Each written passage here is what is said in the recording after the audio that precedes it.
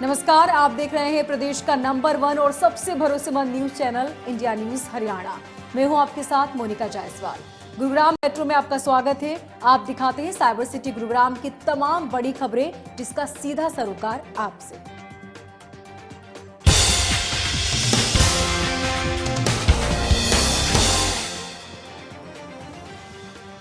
तो सबसे पहले बात करते हैं कोरोना की। हरियाणा में 24 घंटे में 350 कोरोना केस सामने आए। प्रदेश में रिकवरी रेट 98.76% है। गुरुग्राम में 285 नए मरीजों की पुष्टि। गुरुग्राम में कोरोना के 1165 एक्टिव केस और इसी के साथ गुरुग्राम में 24 घंटे में 177 मरीज रिकवर हो चुके हैं, जिन्होंने कोरोना को मात दी और अब वो बिल्कुल ठीक है। 24 घंटे का ये कोरोना आंकड़ा आपको बता रहे हैं, जहां कोरोना के मामले एक बार फिर से बढ़ने लगे हैं और ऐसे में लगातार लोगों को हिदायत दी जा रही है कि कोरोना प्रोटोकॉल का पालन करें, क्योंकि बढ़ते मामले अब डराने लगे हैं। ऐसे में मास्क पहनना अनिवार्य है, दूरी बना के रखें और कोरोना के सिम्टम्स दिखने पर डॉक्टर को सूचित करें। ये 24 घंटे यानी कि एक दिन के गुरुग्राम के आंकड़े 177 मरीज कोरोना से रिकवर हो चुके हैं और 24 घंटों में 385 कोरोना के मामले सामने आए हैं। प्रदेश में रिकवरी रेट 99.19% है और गुरुग्राम में 285 नए मरीजों की पुष्टि हुई है। Sikh for justice JS Pannu की धमकी के बाद अब एंटी टेररिस्ट फ्रंट के चेयरमैन एमएस बिट्टा ने भी पन्नू को खुली चेतावनी दी है कि जो तिरंगे का अपमान करेगा उसको वो नहीं छोड़ेंगे। साथ ही उन्होंने कहा कि हरियाणा और पंजाब दोनों भाई भाई हैं, जो कि एक भारत का हिस्सा हैं। कोई भी खाली स्थान बनाने की सोचेगा तो उसका बुरा श्रेय होगा। उसने ऐलान किया था न्यू 2020 के ऊपर कि रेफरेंडम लाएंगे और खालिस्तान बनाएंगे। हिमाचल, खालिस्तान, सारा हरियाणा सबको इकट्ठा करेंगे, ये उसने किया। कई सरकारों की कमजोरियां, हमारी पॉलिटिकल पार्टियों की कमजोरियां, हम उसकी धमकियों को बर्दाश्त करते रहे। अगर हम उसकी धमकियों को बर्दाश्त ना करते, जिस तरीके से हमने प्रोटेस्ट किया उसके खिलाफ, ऐलान किया उसके ऊपर जंग करके, खालिस्तान ना कभी बना था, ना कभी बनेगा, ना कभी बनने देंगे।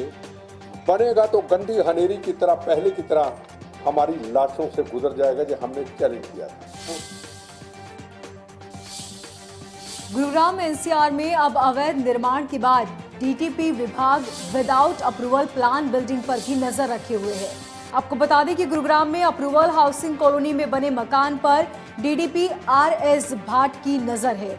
आरएस भाट का कहना है कि लोग इलीगल कमर्शियल एक्टिविटीज कर रहे हैं और कुछ लोगों ने विदाउट अप्रूवल बिल्डिंग प्लान भी कर रहे हैं। उन्हें डीटीपी विभाग की तरफ से नोटिस जारी किए गए हैं, जिनमें अनसिटी में सबसे ज्यादा नोटिस दिए गए हैं। एज डीटीपी एनफोर्समेंट हमारे पास दो तरह का मेन इश्यूज हैं। एक है कि इलीगल कॉलोनाइजेशन में हम काम करते हैं, दूसरा हम जो लाइसेंस कॉलोनीज हैं, उन लाइसेंस कॉलोनीज में भी जो है इलीगल कंस्ट्रक्शन के ऊपर भी हम कार्रवाई करते हैं। तो अभी रिसेंटली जैसे सन सिटी में जो हमारे पास कंप्लेंट्स आई थी, आरडब्ल्यू की तरफ से भी आई, वैसे भी आई हैं कि वहाँ पर काफ़ी कमर्शियल एक्टिविटी भी लोग कर रहे हैं और कुछ लोगों ने अपना without approval of building plan भी कुछ कंस्ट्रक्शन कर रहे हैं। तो लगभग मेरा ख्याल 28 नोटिस जो हैं अभी रिसेंटली 1-2 दिन पहले ही हमने नोटिस इशू किए हैं, और अगर वो अपनी वायलेशंस को रिमूव नहीं करते तो उसके ऊपर रेस्ट्रिक्शन ऑर्डर भी करके पास, तो हम उसके अगेंस्ट कार्रवाई करेंगे, चाहे एफआईआर कराएं, चाहे सीलिंग करें, चाहे डेमोलिशन हो।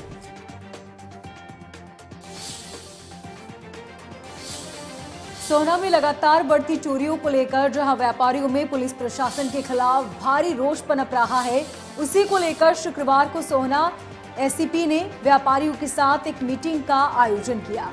इस मीटिंग में व्यापारियों ने लगातार बढ़ रही चोरी को लेकर अपना रोष प्रकट किया, जिस पर एससीपी ने उन्हें भरोसा देते हुए कहा कि जल्द रात्रि गश्त को बढ़ावा दिया जाएगा, इससे चोरी की घटनाएं रुक जाएगी। उन्होंने व्यापारियों से शहर में रात्रि चौकीदार रखने के निर्देश भी दिए।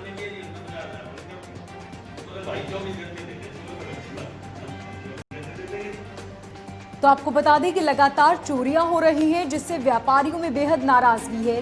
व्यापारियों का कहना है कि आप रात्रि गश्त बढ़ाएं ताकि चोरियों की वारदातों पर रोक लगाई जा सके, क्योंकि चोर आज बेखौफ हैं। इस तरह की घटनाएं अब आम हो चली है, जिसके बाद पुलिस अधिकारी ने उन्हें भरोसा दिया और कहा कि जल्द ही रात्रि गश्त और ज्यादा बढ़ाई जाएगी। इसके साथ ही पुलिस अधिकारी ने उन्हें कहा कि आप चौकीदार रखें, जिससे इस तरह की घटनाओं पर रोक लग सके। मीटिंग इसलिए रखी गई थी कि लगातार चोरी हो रही थी, जिससे व्यापारियों में बड़ा विरोध था। उसके पीछे में आज एसीपी साहब और व्यापार मंडल संघ और व्यापारियों की सबकी मीटिंग हुई, जिसमें मेन मुद्दा है कि चोरी क्यों हो रही है। उसमें एसीपी साहब ने बहुत अच्छा जवाब देते हुए सारे व्यापारी संतुष्ट करे। अपनी गश्त भी उन्होंने कह दी अपनी सारी गश्त बढ़ जाएंगी, और भी अगर जो चोर हैं जिन पे इन्हें शक है उनको 2-3 दिन में उठा लिया जाए। औद्योगिक क्षेत्र मानेसर में पिछले कुछ दिनों से बिजली कटौती का भारी संकट छाया हुआ है, जिससे मानेसर के उद्यमी काफी परेशान है। बिजली कटौती की वजह से व्यापारियों के उत्पादन में काफी नुकसान हो रहा है, क्योंकि बिजली कटौती की वजह से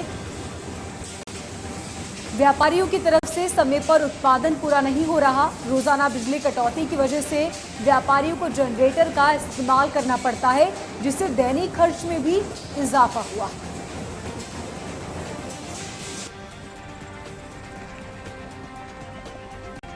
आपको बता दें कि हर रोज बिजली कटौती हो रही है, जिसकी वजह से व्यापारी काफी परेशान हैं। उनका कहना है कि काम समय पर पूरा नहीं हो पाता, जिसकी वजह से नुकसान होता है। इसी के साथ बिजली न होने की वजह से जनरेटर चलाना पड़ता है, जिसकी वजह से और ज्यादा आर्थिक बोझ हम पर पड़ रहा है। ऐसे में इस समस्या का जल्द से जल्द निजात हो।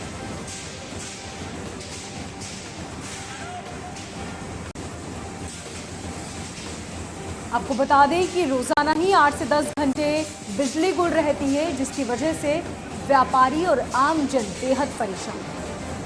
पावर कट की जो समस्या है इंडस्ट्री के लिए बहुत बड़ा प्रॉब्लम होती है।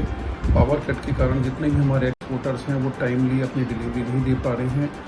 यूएस, यूके या जिस भी कंट्री में वो माल भेजते हैं वो ये नहीं कहेंगे कि जी आपके इंडिया में पावर नहीं आ रही, इस वजह से आपका माल लेट हो रहा है।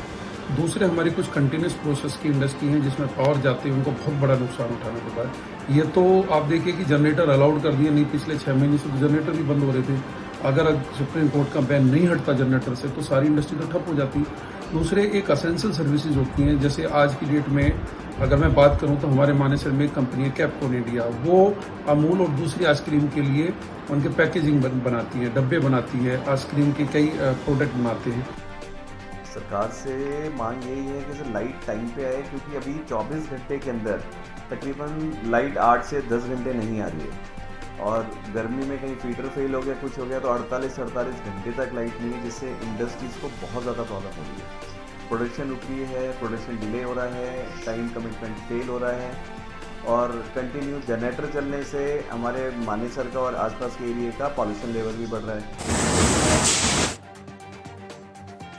गुरुग्राम में पूर्व मंत्री कैप्टन अजय सिंह यादव ने कांग्रेसी कार्यकर्ताओं से मुलाकात की, साथ ही उसके बाद प्रेस वार्ता भी की, जहां उन्होंने बीजेपी सरकार को आड़े हाथों लेते हुए कहा कि गुरुग्राम प्रदेश की आर्थिक राजधानी है, तो वहीं पर सबसे ज्यादा राजस्व गुरुग्राम से ही जाता है, लेकिन उसके बावजूद भी गुरुग्राम की जनता महंगाई के बाद अब बिजली, पानी और सड़क के संकट से जूझ रही है। गुरुग्राम में सिर्फ सरकार की तरफ से कागजों में ही विकास किया गया है, धरातल पर कोई विकास नहीं हुआ।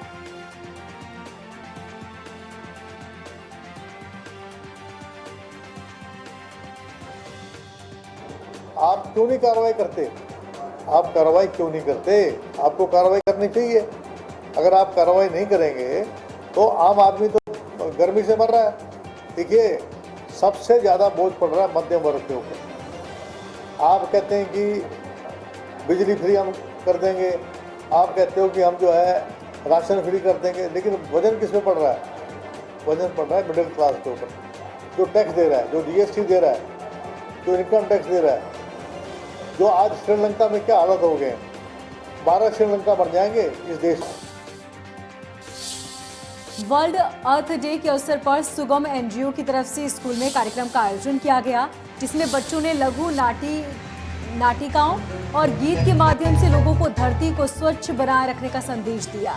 बच्चों ने गीत के जरिए कहा कि जिस धरती से हमें पानी मिलता है उसे दूषित न करें, उसकी वजह से भूजल भी दूषित हो जाता है और लोगों के स्वास्थ्य पर भी इसका प्रतिकूल प्रभाव पड़ रहा है। हमें धरती माता को स्वच्छ रखना चाहिए ताकि हमें साफ हवा और जल मिल सके। आज हमने और हमारे बच्चों ने, हमारे सारे अतिथि ने आज अर्थ डे मनाया। और अर्थ डे के वैसे तो अगर मैं ये बोलूँ कि आज अर्थ डे मनाने के अलावा हर दिन धरती माता का होता है। आज बच्चों ने स्पेशल प्रोग्राम किया जिसमें उसने हम सबको, बच्चों ने ये संदेश दिया कि किस तरह से हम धरती को पॉल्यूटेड कर रहे हैं, पानी को गंदा कर रहे हैं, इतने ज़्यादा केमिकल फैला रहे हैं। तो आज बच्चों ने सबसे ये प्लेज दिलवाया कि हम पेड़ों की रक्षा करेंगे, पानी को दूषित नहीं करेंगे और धरती माता का ध्यान रखेंगे। हर दिन धरती माता का होता है, हम सब धरती माँ से जुड़े हैं, उन्हीं से हम सबका अस्तित्व है।